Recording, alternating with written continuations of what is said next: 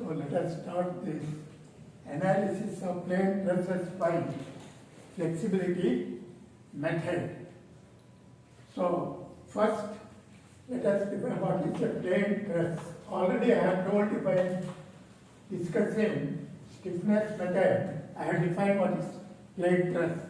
It is nothing but a structure made out of only one-dimensional members or line elements which are interconnected by pin joints only, and all the loads will be acting only at the joints of the structure only, and all the members, they are subjected to only axial forces. No bending, no shear, nothing, only axial forces. These are the things which you have to remember. Since they are subjected to axial forces and the ends of the members, they are all pinned. So the axial force, either it may be compression or it may be tension. So this is called tension. Usually we denote the tensile force in any truss member 1, 2 in the form like this by either showing arrow moving away from the end joints, or in the member arrow again moving away from the end joints. Like this we represent to show a tensile tension member. Similarly, the compression member in a particular truss or a truss subjected to compression is indicated by arrow towards the joint like this, either outside or from within the member, like that. This is tension, this is compression. Generally, this is the notation we follow to represent the axial force in any truss member, and all loads will be acting only at the joint. And degree of indeterminacy of the truss, the total indeterminacy, we are denoting by the formula m plus or minus 2j, where m is the number of members, r is the number of support reactions, and j is the number of joints in the structure. Because any truss structure, there are m number of members, number of unknown internal member force will be m into 1, because I told you any truss member is subjected to only one internal force. If there are m number of members, m number of internal forces will be there, and r is total number of support reactions which we have to determine during our analysis.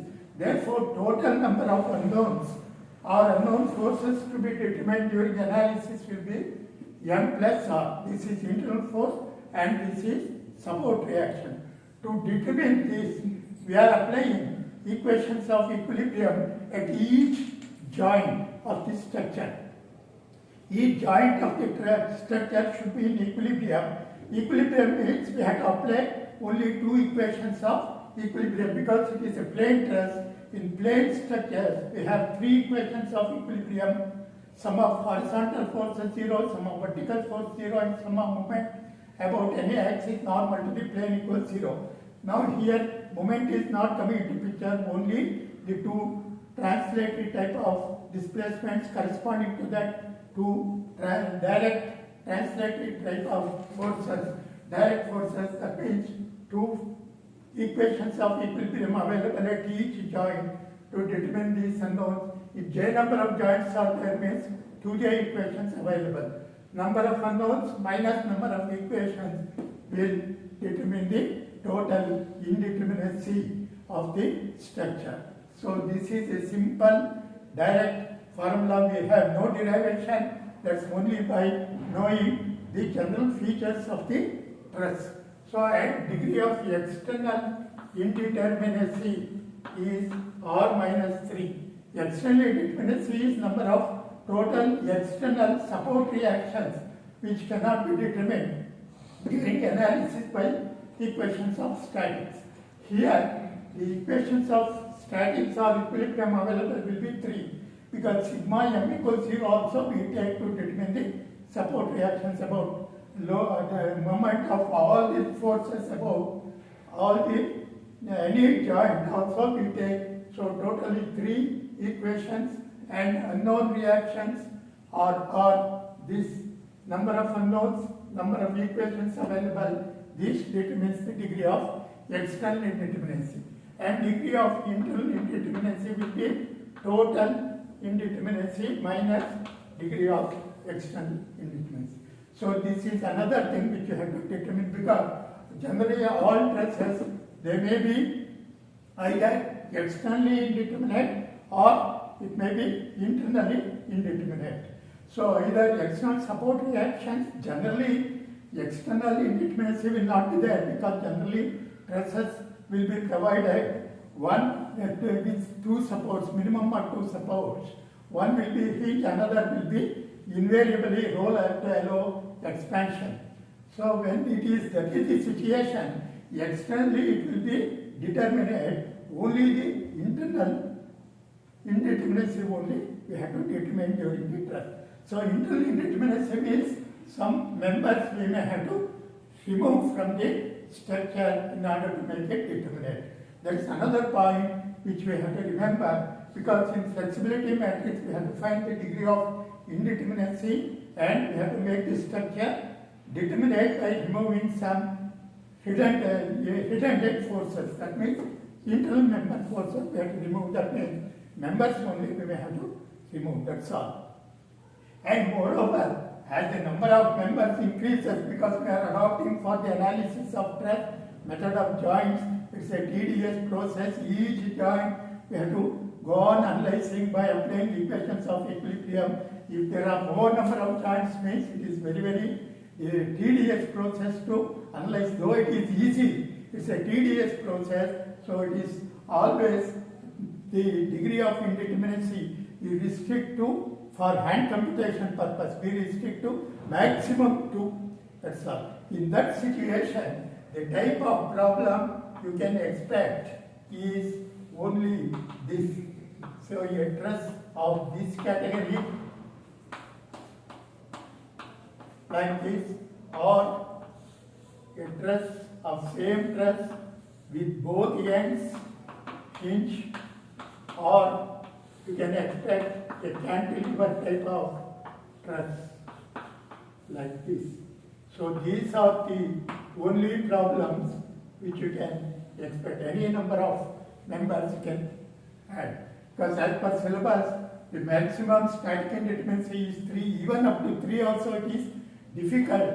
Here itself we have 3 degree of static indeterminacy, because any joint, because this is support, here there won't be any movement, here so the force will directly go into the support, we need not determine anything here. Only these are the members, we have to examine only the joint.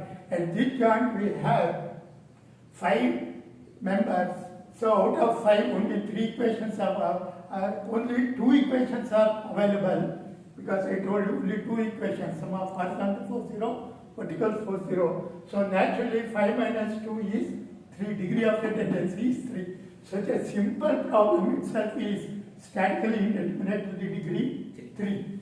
Here, of course, it is statically indeterminate to the degree 1, because externally it is determinate, because only 3 reactions are there, but internal indeterminacy is 1, because any joint if I take, there will be 3 members you are observing. So naturally applying the same kind of thing, we can easily conclude that only one redundancy is there, is internal redundancy.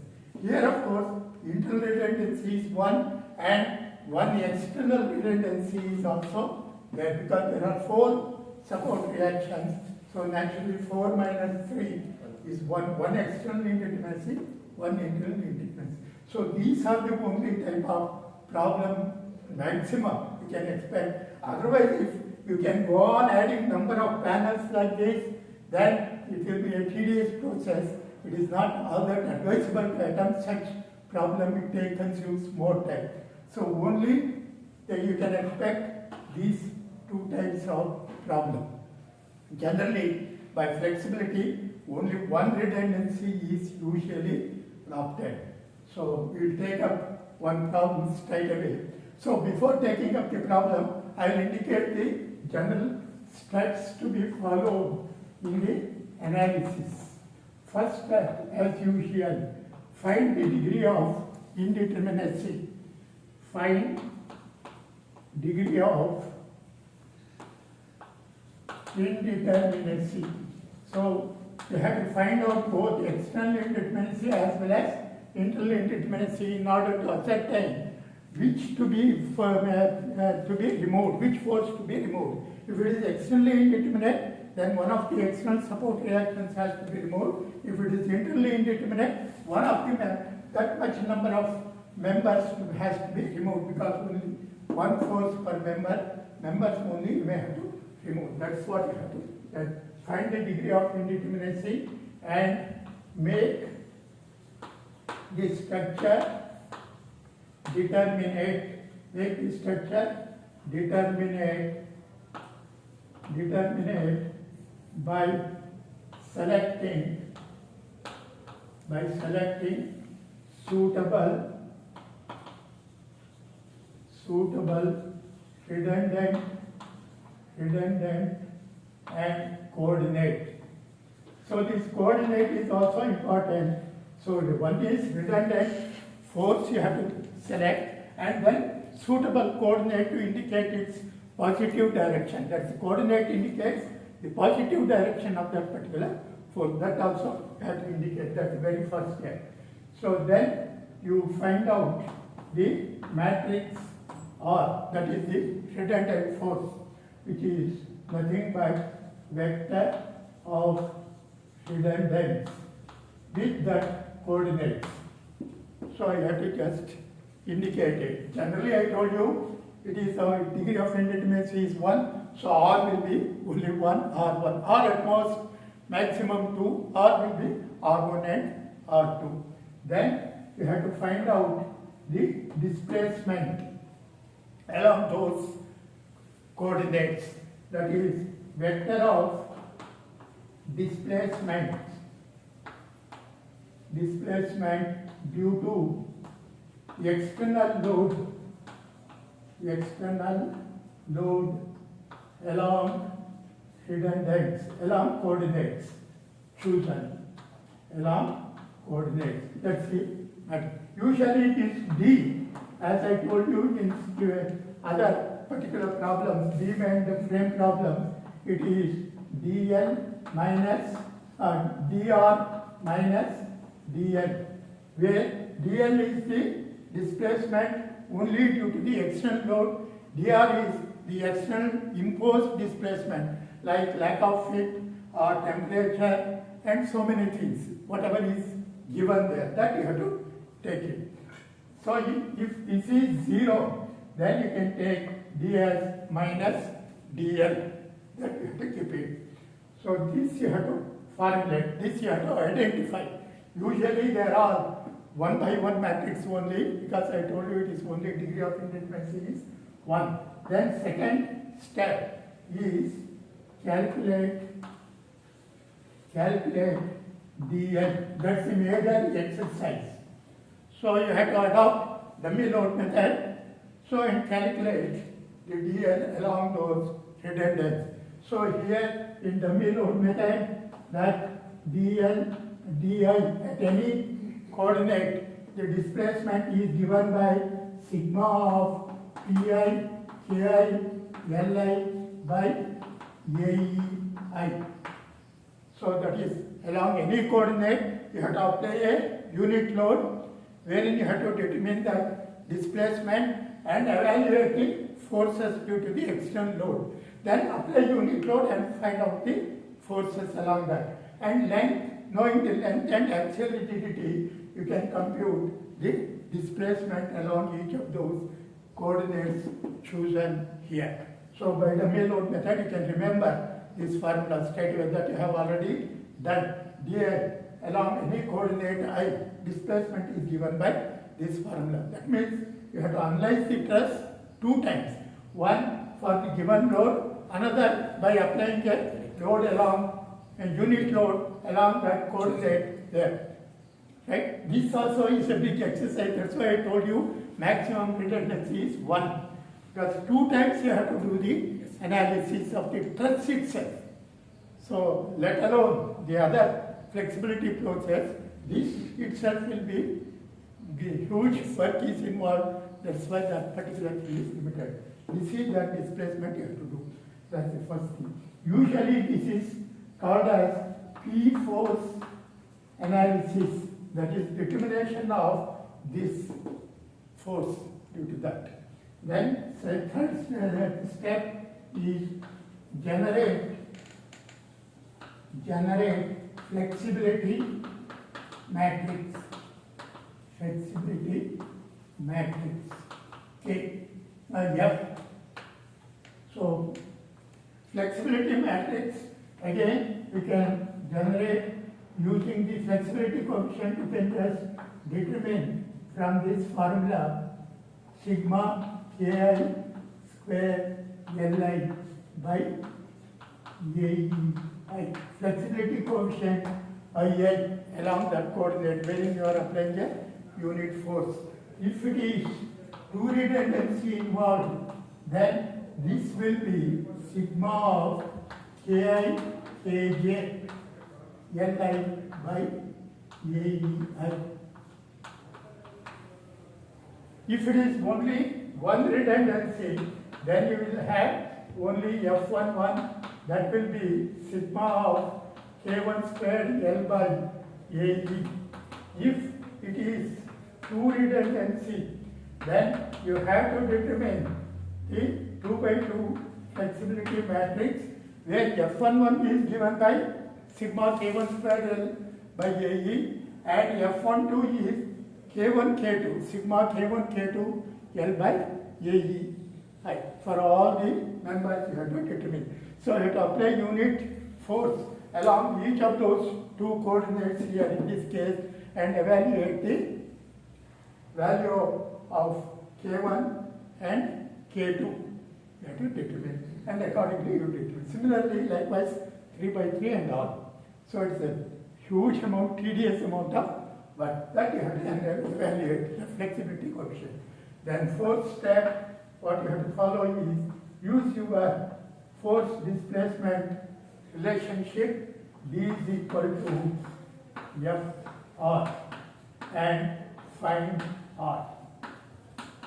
That's all the 4 steps we are following, as I told you, in our flexibility method of analysis. So only calculations involved are only these 2. This is also not there because this you are doing here itself.